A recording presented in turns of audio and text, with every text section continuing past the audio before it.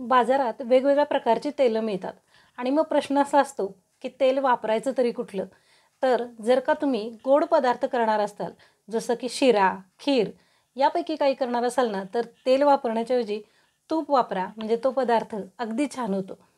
आपल्याला रोजचा स्वयंपाक करायचा असतो आणि त्या स्वयंपाकासाठी आपल्याला प्रश्न पडतो की तेल कुठलं वापरावं.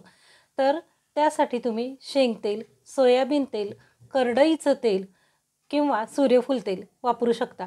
पण हे तेल आलटून-पालटून वापरा. दर महिन्याला कायमस्वरूपी एकच तेल आणू नका. आलटून-पालटून तेल वापरायला एखादं लोणचं किंवा साठवणीचा पदार्थ जर करायचा असेल ना, तर त्यासाठी मोहरीचं तेल नक्की वापरा. खूप टिकाऊ पदार्थ करण्यासाठी मोहरीचं तेल उपयोगी येतं.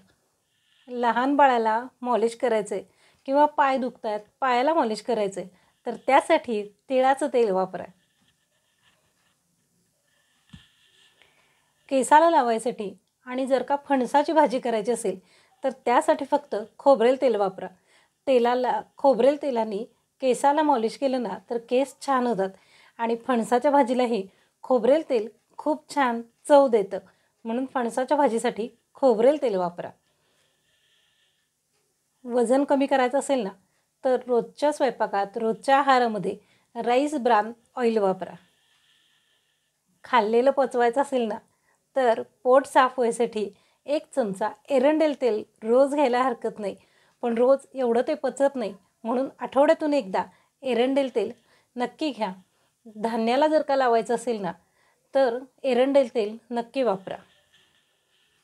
घरच्या घरी चायनीज पदार्थ करायचे, एखादी कोशिंबीर करायची आहे, सॅलाड करायचे किंवा तेल आणि चटणी एवढंच खायचं आहे, तर त्यासाठी ऑलिव्ह ऑइल वापरा. ऑलिव्ह ऑइल खूप छान चव देतं आणि वजनही कमी करायला मदत करतं. आणखी एक राहिलं ते म्हणजे सरकीचं तेल. सरकीचं तेल बाजारात सहज उपलब्ध होतं, पण ते पटकन जळतं, करपतं. त्यामुळं ते आपण जास्ती तापवू शकत नाही. तर ते सुद्धा आपल्याला वापरायचं आहे, पण पालेभाज्या करायसाठी. पालेभाज्या करताना सरकीचं तेल वापरा. आणि हो, बजेट कमी असेल आणि रोजच्या आहारात तेलाचा समावेश करायचा असेल ना, तर पामतेल वापरा.